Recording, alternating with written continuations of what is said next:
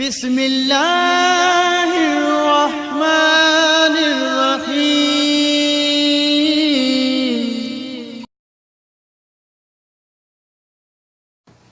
أعوذ بالله من الشيطان اللعين الرجيم. بسم الله الرحمن الرحيم. الحمد لأهله والصلاة والسلام على أهلها. أما بعد فقد قال الله سبحانه وتعالى في قرآن الكريم. بسم الله الرحمن الرحيم. وقضى ربك ألا تعبدوا إلا إياه وبالوالدين إحسانا. नाज़रीन किराम व सामीन मोहतरम, अस्सलामु अलैकुम व रहमतुल्लाहि व बरकातुहू। नाज़रीन, अज इन मुख्तसर गुफ्तगू जो उन्वान एहतराम वालिदैन आहे। दुनिया जो हर मज़हब ऐं तहज़ीब इन ॻाल्हि ते मुतफ़िक़ आहे त वालिदैन सां हुस्न सलूक कजे, वालिदैन जो एहतराम कयो वञे।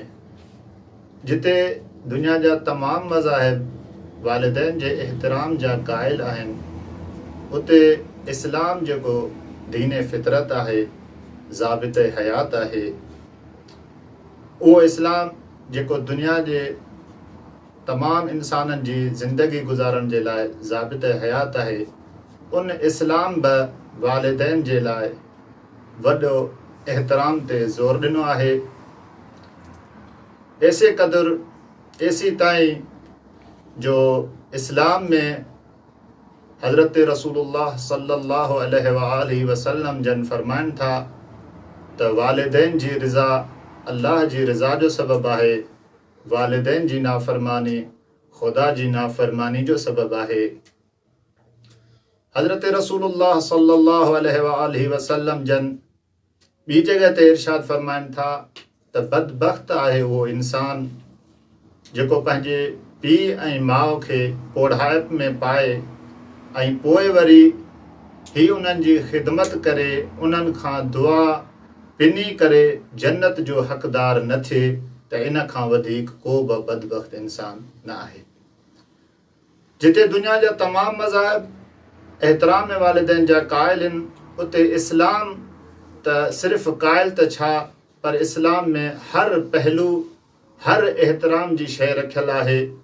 मसलन अल्लाह साईं जो एहतराम, अंबिया व औसिया जो एहतराम, कुतुब आसमानी जो एहतराम, बुज़ुर्ग उलमा जो एहतराम, बुज़ुर्गनि जो एहतराम।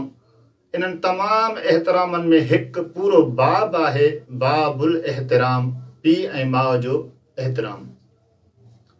जेको इस्लाम क़वानीन आहे, जेको ख़ुदावंद क़ुद्दूस जे क़वानीन जो मजमू इस्लाम आहे, उन क़वानीन जे ख़ालिक़ बि वालिदैन जे एहतराम जे लाइ हर उन जॻह ते क़ुरान में ज़िक्र कयो आहे जिते ख़ालिक़ अकबर पंहिंजी इबादत जे लाइ ऐं पंहिंजे शरीक जी नफ़ी कई अथई, उन सां गॾोगॾु वालिदैन जो ज़िक्र कयो अथई त पीउ ऐं माउ जो एहतराम कयो। चार सूरतूं आहिनि, उन्हनि में आयतूं आहिनि। सूरत बकरा जी आयत नंबर 83 में ख़ुदा फरमाए थो, वइज़ अख़ज़ना मीसाक बनी इसराईल ला ताबुदूना इल्लल्लाह व बिल वालिदैन इहसाना।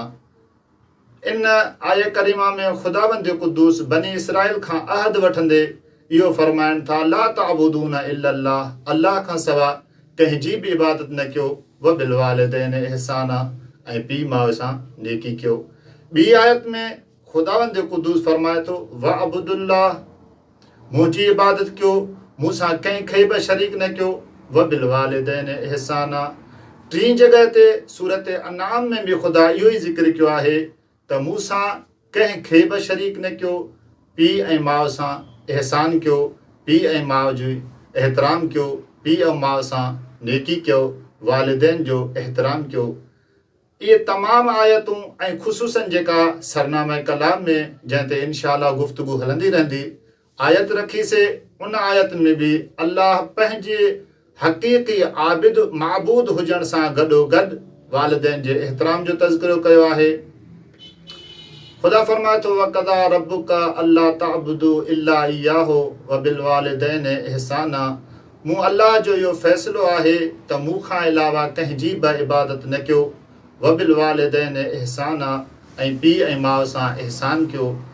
इन गुफ़्तगू खे इंशाअल्लाह पाए तकमील ताईं पहुचाईंदासीं ऐं आईंदा जॾहिं ॿी निशस्त थी उन में इन जी तफ़सीर बयानु कंदासीं। वस्सलामु अलैकुम व रहमतुल्लाहि व बरकातुहू।